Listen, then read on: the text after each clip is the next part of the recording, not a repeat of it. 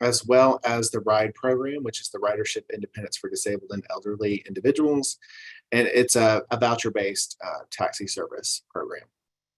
And I can obviously go into more detail on that. But those are our general services and programs that we offer. So looking at our trip activity, and I always like to look at the most recent year of service when we talk about trip activity, because our trip volumes vary. There are a number of factors that impact that, including COVID-19, but we'll dig into that more a little bit later. But looking at our trips by purpose, a big driver of our service is ADA paratransit. It has typically been historically about 25% of service, but since the impacts of the pandemic, it's sat around 30 to 33% is pretty typical service volume. The second largest is medical trip. So we provide a lot of block grant medical service as well as other medical transportation. So basically, if your trip is going to a medical provider under whatever umbrella of funding we use, we would count that as a medical trip.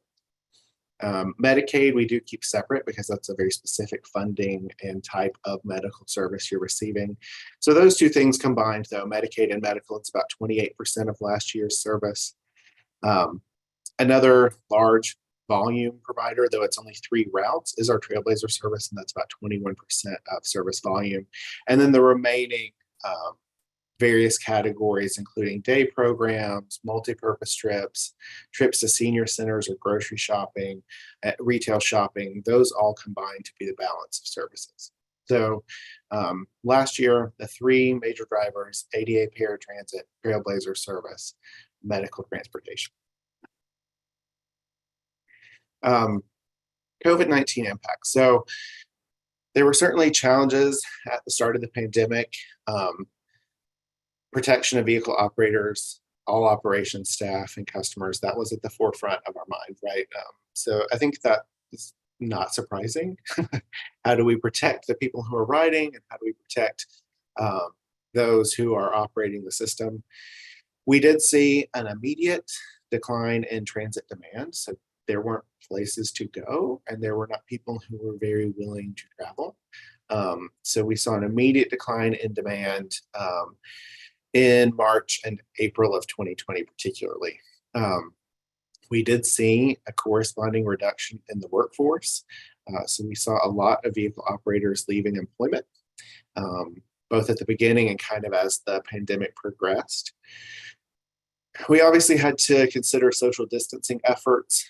It was never mandated, but we did our best to modify routing and scheduling with the workforce that we had to provide more vehicles with less individuals on them. So we might have taken multiple vehicles to the same site in order to reduce shared riding, which is the opposite of what we typically try to do in transit system. And then COVID-19 exposure tracking. So we were transporting customers that would have an exposure that we then had to track and kind of quarantine staffing. So we were supporting those efforts, particularly in the early parts of the pandemic. And then the enforcement of mask mandates. So the transit systems, there were federal mandates, and they extended a lot longer for transit than some other activities. So enforcing that mask mandate was both a challenge at the start and then kind of throughout the entirety of the pandemic. So what did that do to our services? Well, in fiscal year 2020, which was July 1 of 19 through June 30 of 2020, we were slated to have one of the highest volume ridership years that Mountain Mobility had seen. And when you look at these statistics, so we track the number of individuals signed up for services, how many people have recently used the services. But the big one here on this slide that I want to draw your attention to is total passenger trips. So in 2019, we had provided 145,000 trips. Really, the bulk of service in 2020, those 130,000 trips, most of them happened just through March of 2020. Pandemic really the impacts really started, mid-March to early April. So you can see that it was really going to be a high volume year because that represents about 3/4 of a year of real service volume. And then, and I have kind of the arrows down at the bottom of when we started to see that impact. So in 2021, substantial decline in total passenger trip volume. And you can see in 2022 what I like to call the beginning of recovery. So if you look at it in a segmented way, the worst impacts were clearly that first 3 months of the pandemic. And then there's been a slow recovery over time. But we analyze and look at data on a fiscal year basis. So I have kind of in the red, those are the period during which COVID-19 impacts were the highest, but those persist, and they persist for all transit systems. So what I would say about it is travel patterns have changed. Expectations of transportation have changed. If you think about things like remote work capabilities, people who used to need to ride transit to go to work every day no longer need to. So they're working remotely. So just the whole nature of how transit worked before the pandemic and how it works now has been modified. What is interesting, and I'll also highlight, so we do break down, again, looking at demand response trips versus Medicaid trips versus ADA trips. What were the percent volumes? So we do look at those aspects of the service and track them over time. So jumping ahead, Trailblazer statistics. So the Trailblazer service had a lot of interesting response. So it's not to say that everything universally declined. Our Black Mountain route, and there are some real reasons for this. In 2020, again, kind of the first 3/4, we provided about 10,000 trips. In all of 2021, we had 2,500 riders. In 2022, we were back up to about 4,000. So we were still at 50% of ridership volume that we had anticipated in 2020, the first year of COVID impact. So we've not fully recovered on that route. Inca Candler Trailblazer, interestingly enough, grew in ridership during the pandemic. That is, something that we're really curious about. We saw growth in 2021 and then kind of a resuming to normal volumes in 2022. We're not exactly sure what that anomaly is about because it's the only route that had that experience. And then our North Buncombe route, we saw decline and continued decline in that service volume. So travel patterns have changed, and we're looking at what those impacts are to these services. When you look at the routes kind of as a whole, we are still not fully recovered, and these declines in services on Black Mountain and North Buncombe have continued to impact kind of our recovery in those particular services. So looking at the impacts now, and these are probably part of the questions that you've heard about or perhaps from other providers, and I'll try to answer with where we are now. Demand resuming. So we have a system that has changed, and we now have providers of services, we have customers that are ready to return, and we're having to balance and prioritize those needs as they are requested. So an example of one of the things that we always do in any event where we can't meet all potential demand, we would prioritize medical trips. So block grant trips, medical block grant trips are a high priority trip for us to provide, and it is one of the services that we intend to ensure is available. ADA paratransit services. So the services we provide for the city are federally mandated to the city, and we are their provider, and we are federally mandated to provide them. So those are services that we will ensure are provided. What that means is where we have capacity constraints, those services will be met before other trip demand. So we are having to make choices, and I'll talk a little bit about things that have truncated our capacity. So routing changes. Certain routes existed before the pandemic, and they no longer exist. There are some routes. So an example I've highlighted here, the general routes that we provided under the block grant were preserved throughout the pandemic and continue to be available now. And the reason for that is those were geographic area based. So we were providing services based on a geographic area. We had demand that persisted, though declined demand, kind of through all aspects of the pandemic and now. And so that regular recurring vehicle service never stopped and continued to be provided. So that route was not lost. But other routes were foregone. And what I mean by that is our goal during the pandemic was to preserve an operating transit system. And to do that, it meant that we had to adjust our services. So for years, for example, we would provide multiple vehicles at the same time to transport AB Tech customers under that particular contracting program. During the pandemic, that service demand declined. And so we still haven't resumed providing multiple vehicles. We have one vehicle to two vehicles that are serving that particular service demand now. The other vehicle was redeployed, as an example, to provide dialysis service, right? So we were trying to keep all of our vehicles operating, but it means when we move one away from a service that we had regularly provided, it's no longer available at the same time to go to the same location that it used to be. The vehicle itself is not the real capacity constraint.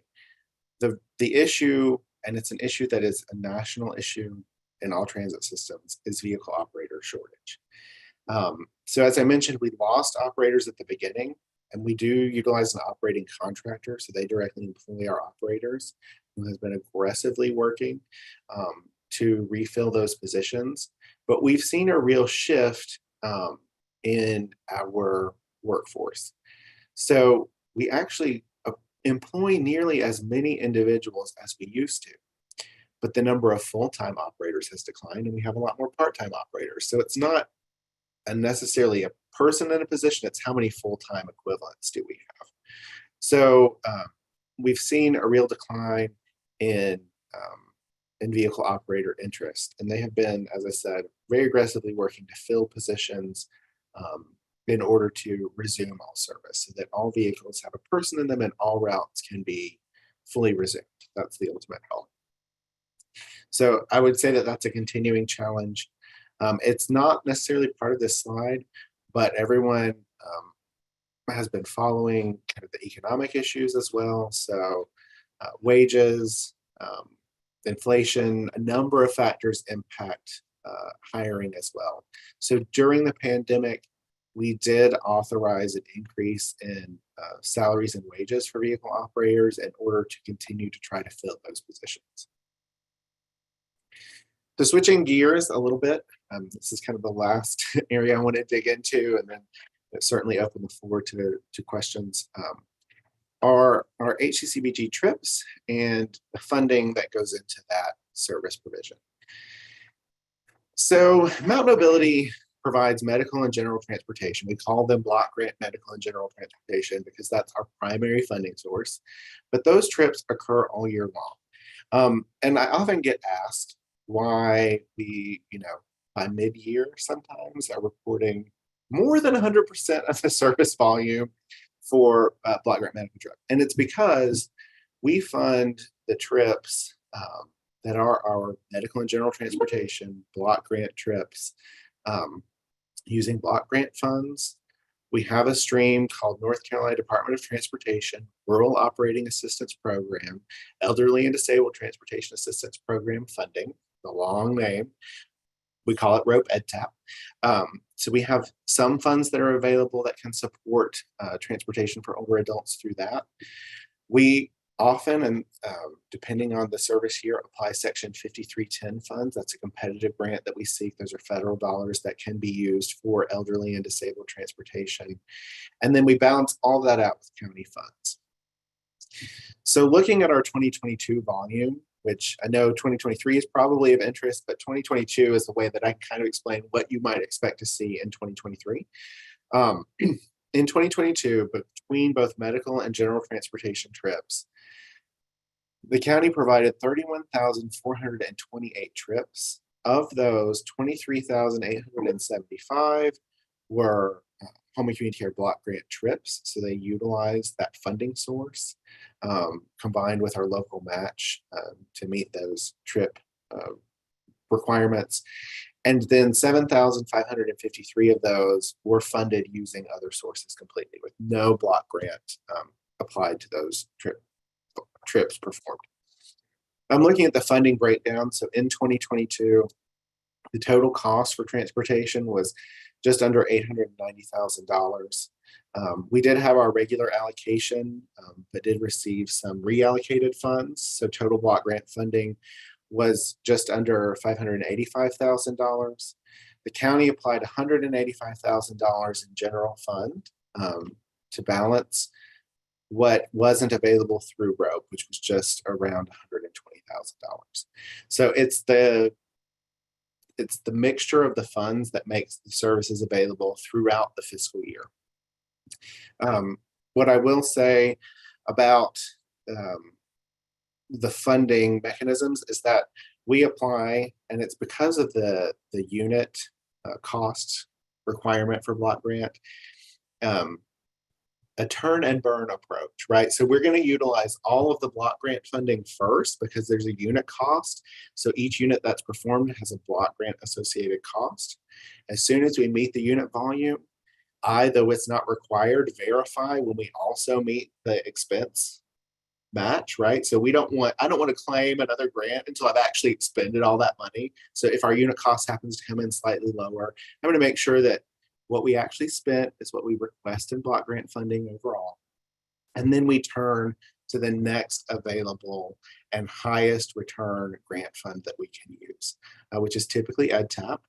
That's 100% reimbursement. So we provide them at the actual cost and they'll pay. And then when that is exhausted, we turn to the local funding. So that's why when you see our reports, we regularly, particularly by mid-year on medical, sometimes later in the year on general, will have utilized all of our units of service, but we're continuing to provide the transportation beyond that time frame. I do have this contact information slide, so I want to talk a little bit about our structure and kind of people you've probably seen at other meetings and know exist and are related to our system, and explain kind of the function of each of our staff. So Vicki Jennings is our transit program manager. She is part of Mountain Mobility Administration. So that's our eligibility arm. They're also our verification arm. So they're checking the work of the operating contractor to make sure that the work they're reporting is the work they've performed. Elena Carter, she's the general manager with operations. So that's another contract, a Mountain Mobility operating contract. So she's overseeing the vehicle operators, all of operations, safety, and dispatch. So they handle the real operating functions. So, as a customer needs a trip, those are the folks that they're going to engage with. If a customer needs to become eligible, Vicki Jennings and her team are the individuals that they would engage with. William, who is on the call with us today, and Jen mentioned earlier, he is our lead transportation planner. So he does a lot of contract oversight. And this is kind of a new role for William in the last few months. And so he'll be taking on a lot more grant administration function and working a lot with our funding sources. And then Dylan Casper, who just joined us just about a month ago, is our new transportation planner. So he does a lot with our operating contractor, contract compliance and monitoring work to ensure that they are adhering to all federal, state, and funding compliance requirements. And then I have obviously my contact information. So my role is really management and oversight kind of the whole of the program. I'm not working as directly with our operating and admin contractors as William and Dylan do and will in the future. So that is my contact information. Certainly happy to entertain questions or revisit any of the slides. I wanted to make sure Jen had said try like around 20 minutes. So I hope that I'm at the time frame guide and wanted to certainly leave time for questions. I may have missed this. Do you ever ask writers to contribute Yes. So we do have a mailing biannually or annually, depending on how kind of quickly we utilize the funds that request donations. And we do receive donations, and then obviously those donations are applied to trip provision. So they would cover units of service as they received. I think last year was around $1,800 that we received in donation. So we would report that through the system. Thanks. And just also on the units of service that Zach had sent out for this for January, it's reported so far that Mountain Mobility has received $983 in consumer contribution so far. And just as a reminder, all those consumer contributions go back into the program to expand service delivery.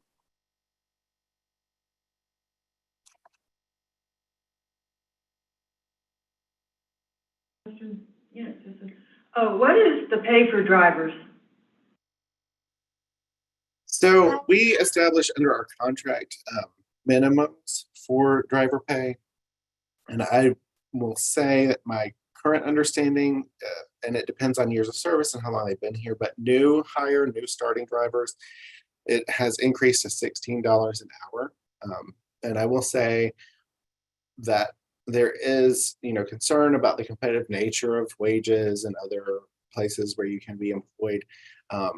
For Mountain Mobility, as recently as about 3 years ago, starting pay was $10.50. So we have seen a substantial increase in the pay rate for drivers, and there is also variability of starting pay based on your licensure status. So if you're required to have a CDL or not, it will impact the starting pay rate. So they're not all required to have a CDL? No. CDL is required for certain size vehicles, both passenger and or vehicle size. So CDL is not required to operate all vehicles. Where the vehicle is a CDL mandated vehicle, that's where we would employ the CDL drivers. Part of that is because there is a cost differential. It is generally a higher cost to employ a CDL driver. So if it's not necessary, we tend not to employ that higher level of licensure. Does that impact your insurance costs, licensing of the drivers? So as part of the operating contract, and that's part of why almost all local governments contract for transit provision, the operating contractor carries the insurance burden.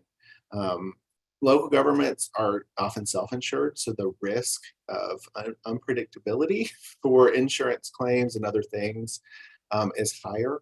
And so the operating contractor actually carries the insurance cost. So I couldn't necessarily speak to the demand or the change in the cost depending on the licensure status. The real issue is, and part of the requirement is that you don't have anyone who's not qualified and not licensed to operate the vehicle operating the vehicle. That's when you would have kind of an insurance issue.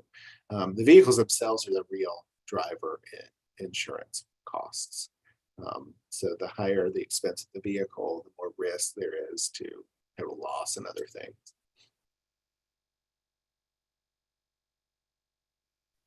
Matt, I wonder, and I'm sorry if you shared this earlier, but if you could just briefly speak to the process in which you go through to identify Mountain Mobility, because if I'm not mistaken, don't you all do an RFP process? Yes. So, and this we've talked about this kind of, I think, internally through application cycles before when we were coming in as an applicant. The county cannot engage a transit operating contractor without a public procurement process, and it has to be a competitive request for proposals. And so it's been almost 3 years. This is the third year of our contract. We went out through a competitive process to identify the most responsive provider of transit services. There is a cost component to that, but that's not the only driving factor. We did end up selecting the lowest cost provider in the last round, but they were also the most qualified provider of services through that procurement process. So I know there have been questions about, Mountain Mobility's unit costs and why the costs are the way that they are, but we do a competitive selection process in order to identify a responsive and cost-effective service provider.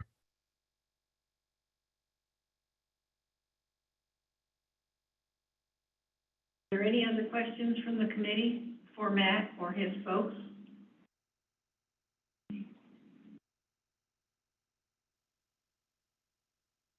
Well, again, thank you so much for letting us talk about Mountain Mobility. A lot of times Vicki does kind of our in the public administrative sharing about the services that we provide.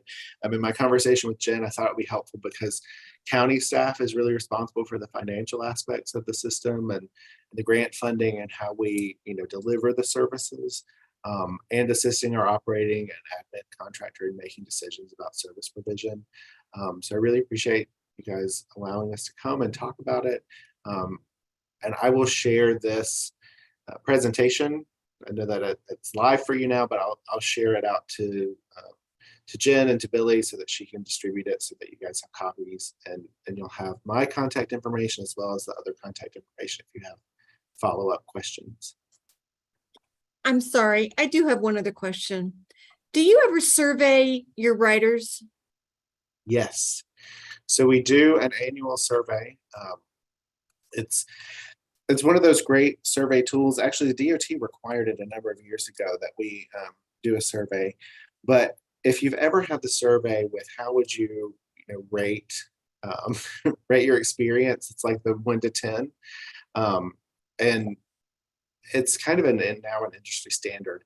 But really, if we don't score a 9 or 10, we're not meeting expectations. Those are really the positive responses.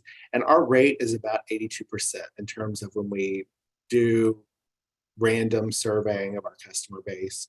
82% doesn't sound great, but a lot of places sit around 30 or 40% as a pretty common response. Disney, I think, sits around 90%. So 82 is pretty good. Our goal is at minimum of 78. We want to be, at least 4 out of 5 kind of people are endorsing us with 1 detractor among them all. So yes, we do an annual survey. We're happy to share our NPS scoring as well. So we keep that record so that we know how we're performing.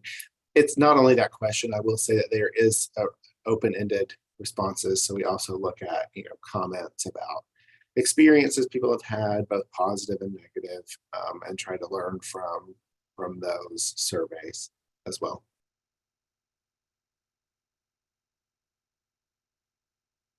Any other questions from the committee? Okay, well, Matt, we really do appreciate your time. And I found, and I believe other folks here in the room found your presentation very helpful and very informative. So thank you again. Thank you. Thank you. I hope you guys have a good day. And as I said, I'll send a copy of this out just so that you have it for reference and for our contact information. Perfect. Thank you.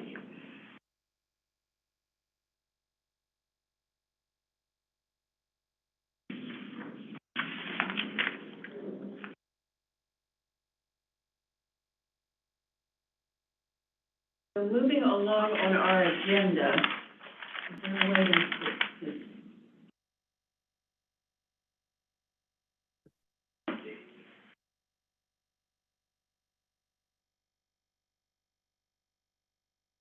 the agenda back up?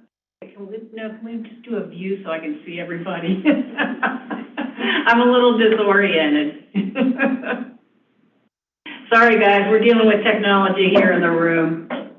But I did want to focus in on the units of service and the supplemental aging funding. First off, thank you. First off, I did want to share, I believe everyone got the email, got in our email that the Council on Aging has has decided, and I will read their notice, at least the first paragraph, and we were sent a notification that the Council on Aging's board has unanimously agreed not to reapply for in-home aid funding for fiscal year 24. And they wanted to give us time to prepare next steps, and that they would also be reaching out to their subcontractors to let them know of their decision. So Jen, I don't know if you have anything else to add. So I've shared that with leadership at HHS, both with my supervisor, Rebecca Smith, and also with Stony Blevins. We have a call. We want to wait and see if we get any applications. The deadline to apply, of course, is this Friday at 5 o'clock. Depending on what comes from that, we are having conversations in-house about what options we see to be able to still continue the service in Buncombe County. We are committed to continuing to provide the service in Buncombe County.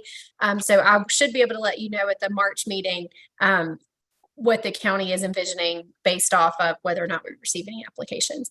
Just as a quick aside, and as a reminder, we do currently already manage the social services block grant and home aid contract in-house. So if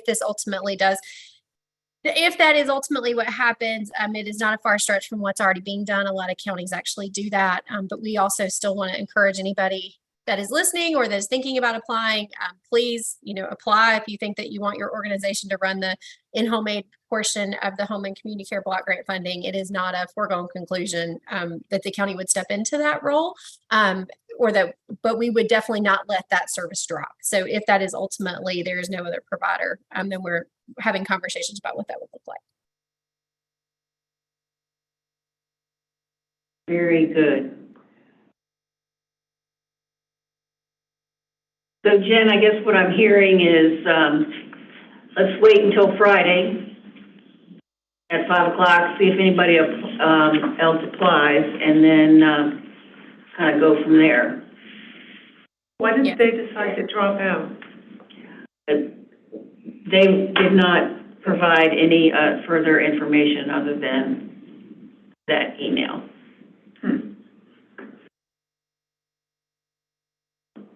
So just as sort of as a follow-up, the rate increase that we approved last month will still go through for the fiscal year of 2023. Which, if we look at the units of service report, is not reflected in there quite yet. Good, okay. Jen's shaking her head. But it will be. But it will be. It will be. It will be. And I think if you looked at the units of service and also the supplemental aging funds, you'll see that folks are not necessarily funded to the capacity. I mean, obviously Mountain Mobility, like Matt said, I mean, they're over their grant serve. They're like, what, 113% for medical and 127% over for general. But we've got some folks that are not up to funding levels. So Billy had reached out in the past month since our last meeting. So Billy, if you can kind of look at some of the providers and give us some understanding of why they're not. Okay. So I reached out to 5 of the providers that were underperforming, and that was like Blue Ridge Pride Generation Plus, Council on Aging, the Institutional Respite Program, Mountain Care, Land to Sky, the Asheville Terrace Community Health Workers Program, and On Track Financial Counseling. And I asked them if they were going to be using all of their funding, else we may have to look into reallocating. So Blue Ridge Pride said that they're planning to spend all of their funding. They have printing and advertising and salary costs that are coming down the pike. Council on Aging, right now they have 3 active institutional respite clients, and they'll let us know the 1st of March whether they're going to keep keep the funding or move or reallocate, and they'll let me know the specific amount in that first week of March. Mountain Care, they're gonna give back and reallocate from their respite funds $4,000, and they have had an increase in their number of daycare clients and the number of day health clients. So they're going to be using all their funding, so that's really good news. And they're going to be using their transportation funding because they're looking to subcontract with another provider, and they're looking at increasing, like asking for a rate request for the transportation with this other provider, the new provider. And the Asheville Terrace Community Health Workers Program, I reached out to Bria, and she said that they were going to be spending the entire funding because they're going to have spring events planned and volunteer stipends, and there were some new programs coming down the pike. And On Track said they'll be using their entire funding, because usually like January to March is their usual busiest times for billing like senior services.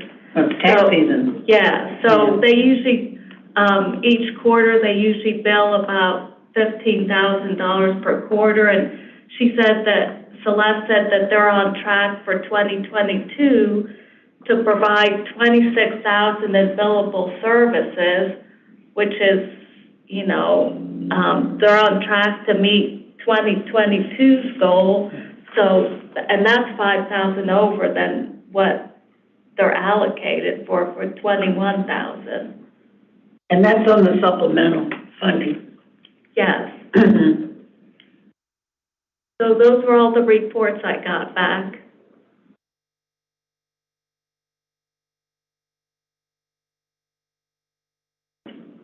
Any questions, folks?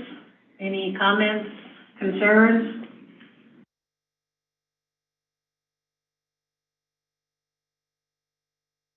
What is the normal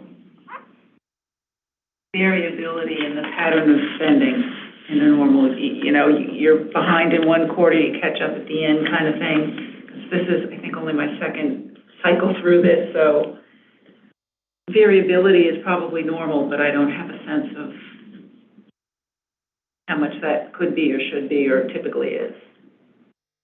Well, I'll be honest, I don't know if I could say there's an overall pattern. I mean, On Track stands out because of tax season.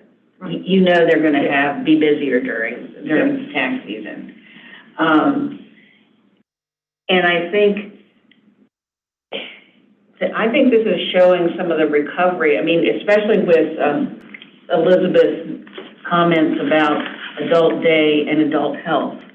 They're seeing some recovery in their participation because people are now more willing to be in a group. But no, that's an interesting question. I think with COVID, as with in other areas of life, things they're not back to normal yet, psychologically and talking to people and in terms of what people do. Mm-hmm. So I'm going to go out on a limb and guess that a good deal of what we see here is, anything that differs from what might have been thought to be normal probably has something to do with that, at least. Yeah, well, what is normal anymore? Yeah. I mean, that's the other struggle, because we are in the new normal. Yes, it's not the same as the old. Yeah. So, well, Billy, I really appreciate you contacting those folks, because that's very helpful, because I would really, really, really like to try to avoid as much as possible the year-end scramble. Yeah, and I think it's really important for us to, help these providers succeed. I think that's part of this message is, making sure that they're able utilize the funds to serve the people that need the services. So, sometimes it comes across as, use the money or you'll lose it. And I don't think it's that. It's we want you to use the money and use it how you told us you'd use the money. And if we have to have conversations with some providers on, what challenges are you looking at, that how can we be good thought partners and help them make, determine some solutions so they can use the money. Good. Well, we know there's need, there's no doubt about that, so. Thank you for that, Meg. Your perspective is always appreciated.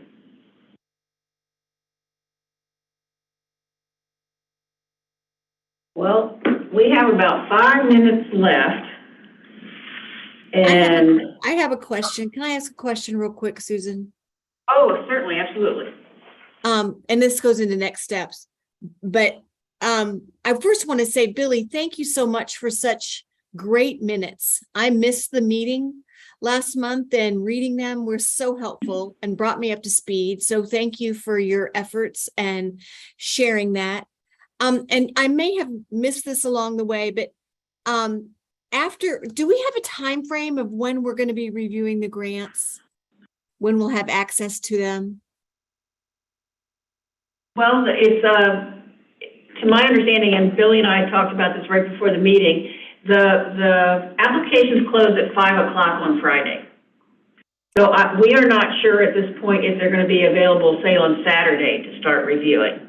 So I reached out to the grant administrator after Susan and I talked, and she said that she'll work on, because Susan and I didn't know if we had to wait till Monday, because Susan wanted to get started.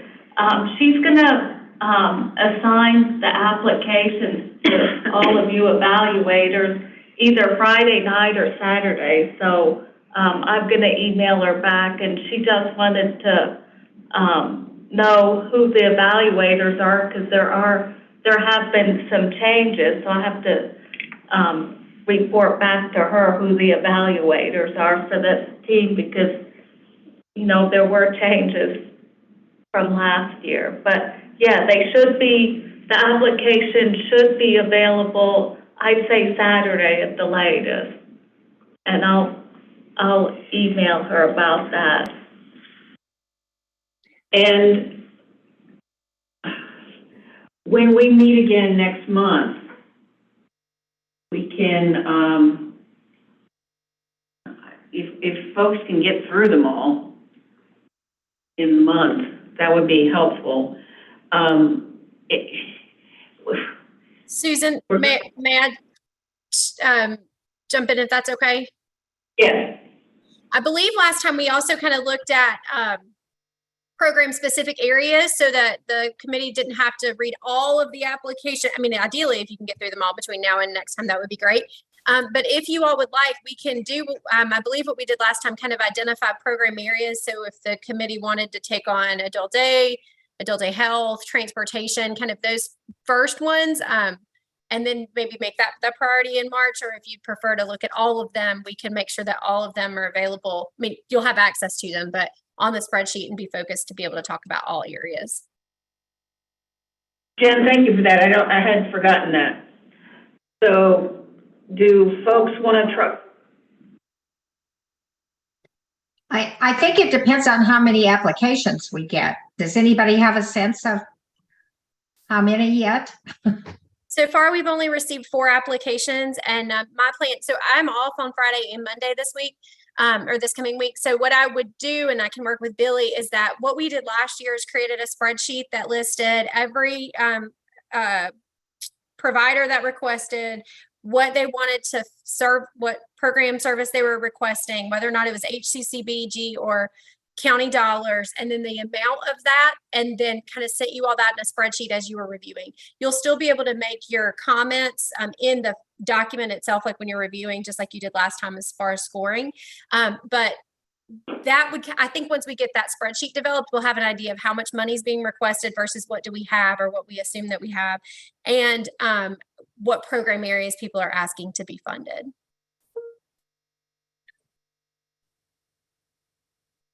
That'll be very helpful. So, and I can also work with Billy, so once the spreadsheet is developed, I can send it out and get the, accumulate the responses of what people want to focus on and set some priority programs.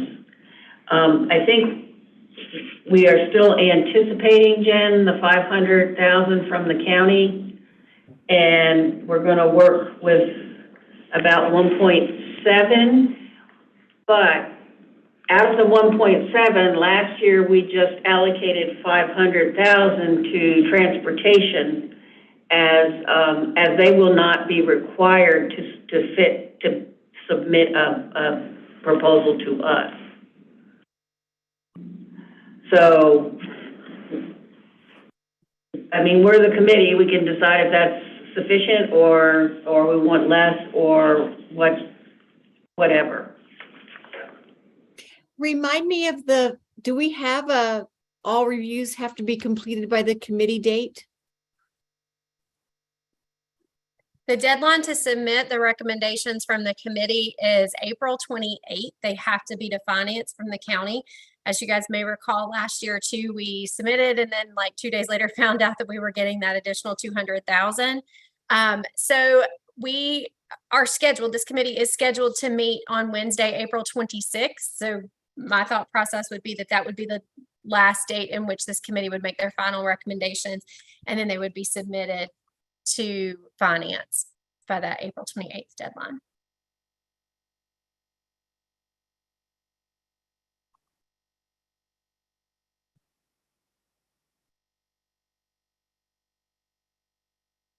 So this is kind of our heavy lifting time for us when the applications come in. I'm excited to see what comes in, and I'm hoping we get some folks from Billy's outreach to the Black Elder community. So I'm excited to see about that. Before I forget, has anybody, well, Suzanne has had a little trouble logging in, but has anybody else had problems? And if so, I'm going to direct them to Billy. Yeah, I think the problem I had was a website response issue, because when I finally got through, it was from the same website doing what I had been doing earlier in the day, and that may have just been, maybe it was down for service or something. Okay, I have 4:30, but before we ring off, do you want to continue in the hybrid, or do you want Zoom only? Does anybody have a strong preference? Or do you want to get back to me via email? Well, I can apologize for being late today and tell you it also took me 40 minutes to get here. So I would probably, if we had the Zoom option, I would probably go back to the Zoom. Okay. Well, I'll turn Personally, out. I would prefer to see everybody. That's my preference. But, yeah.